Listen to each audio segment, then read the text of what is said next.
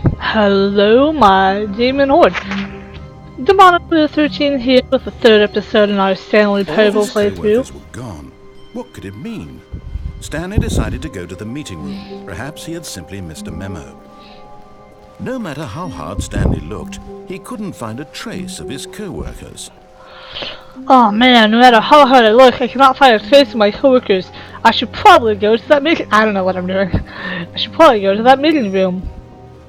But we don't want to waste electricity, boys and girls. So I'm gonna go around and off like every fucking computer I see that's on. Oh, that was random as balls. That door goes both ways. What?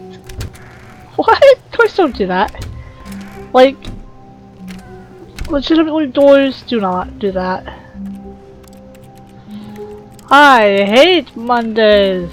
Ah, what the fuck? Fuck you. Stay open.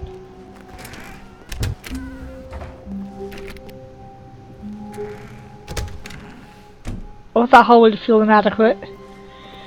Know that I have opened and shut its doors on a whim. Alright, Stanley so came to a set of two open doors. He entered the door on his left. I shall go through the door on my left. Left. Left is this way, I know that. We're going left the whole time. I know where I'm going. They've already discovered that one. So as long as you click on that one, I guess. Okay, let's see. Meeting room. Meeting Yet room. there was not a single person here either. Feeling a wave of disbelief, Stanley decided to go up to his boss's office, hoping he might find an answer there. I'm gonna lock that meeting. The broom closet. It's the broom closet ending, guys. It's the broom closet. Okay, moving on. We already got the broom closet ending. Coming to a staircase, Stanley walked upstairs to his boss's office. What door does it open? Okay, moving on. Because I want to go down here. Screw what he wants. I'm going downstairs.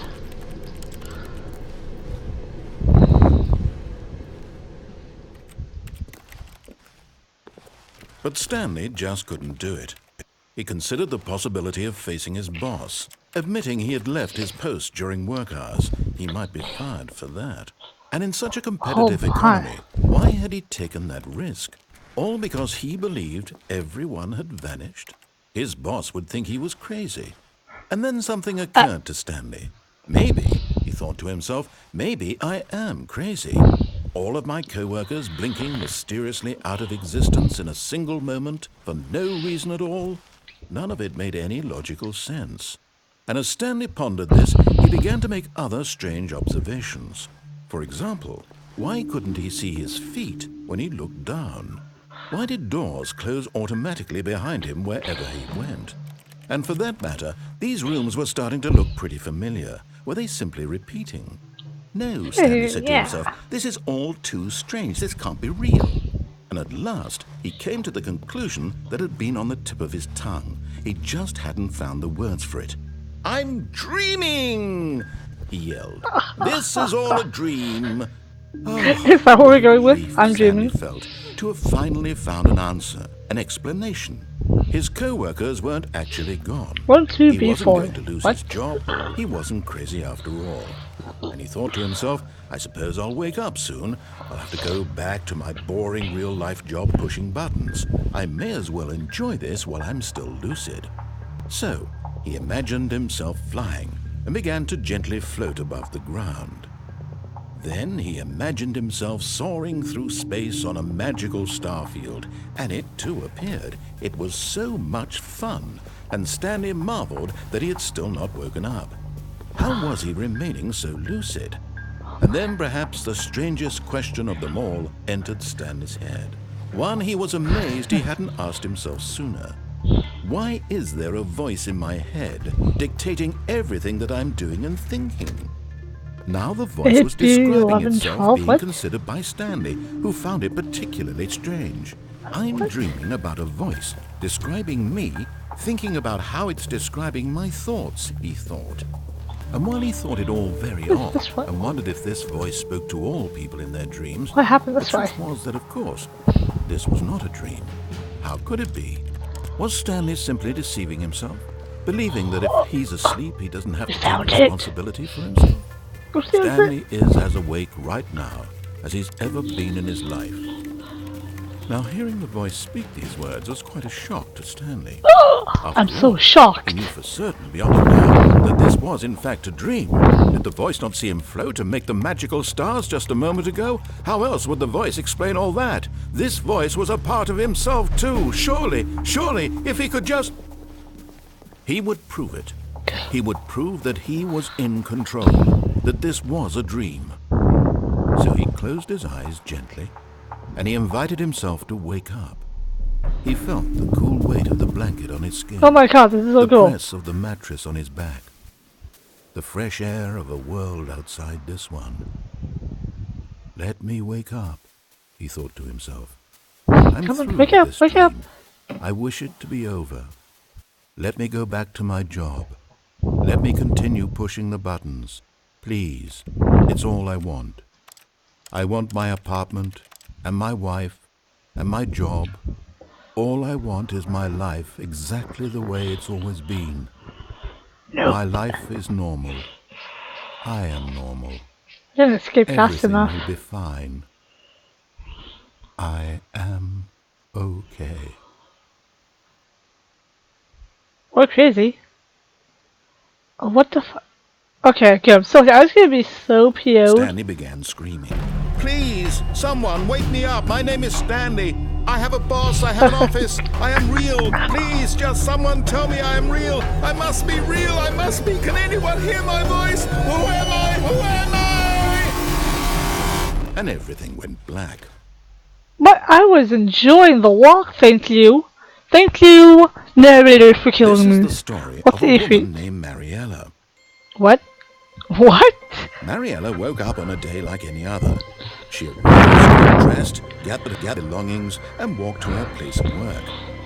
But on this particular day, her walk was interrupted by the body of a man who had stumbled through town talking and screaming to himself, and then collapsed dead on the sidewalk. And although she would soon turn to go call for an ambulance, for just a few brief moments, she considered the strange man. He was obviously crazy. This much she knew. Everyone knows what crazy people look like. And in that moment, she thought to herself how lucky she was to be normal.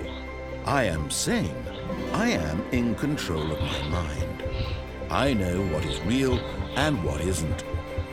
It was comforting to think this, and in a certain way, seeing this man made her feel better. But then she remembered the meeting she had scheduled for that day. The very important people whose impressions of her would affect her career, and by extension, the rest of her life. She had no time for this, so it was only a moment that she stood there, staring down at the body. And then she turned and ran. Remember, kids, don't waste your time staring at crazy dead people. That was actually an interesting take on the entire story. So we found the crazy person ending. Like I was expecting something else to pop up, maybe, I don't know. But there we go, guys. There wasn't much for me to say on that one, just because it was so... there was a lot more narration to that one. There was less I could really comment on and do and say. In that one, we were just running through the same corridors, just going slightly crazier and crazier and crazier. We never made it out. We never found what was up. But we did find 1, 2, B4 clocks. Not sure what those are about, but I find it interesting. Like, I want to see.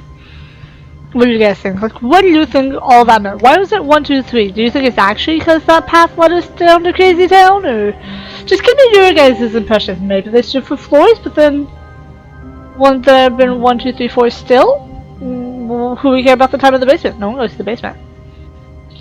Anyway, I'm Demonic13. This has been the third section of the Stanley Parable. We have found everything when we go to the left door. And that just leaves the right door option, so we're going to go through that right door, find everything over there, see how all this goes. Thank you all for watching, and just remember, I'm simply one hell of a gamer. I'll catch you guys tomorrow.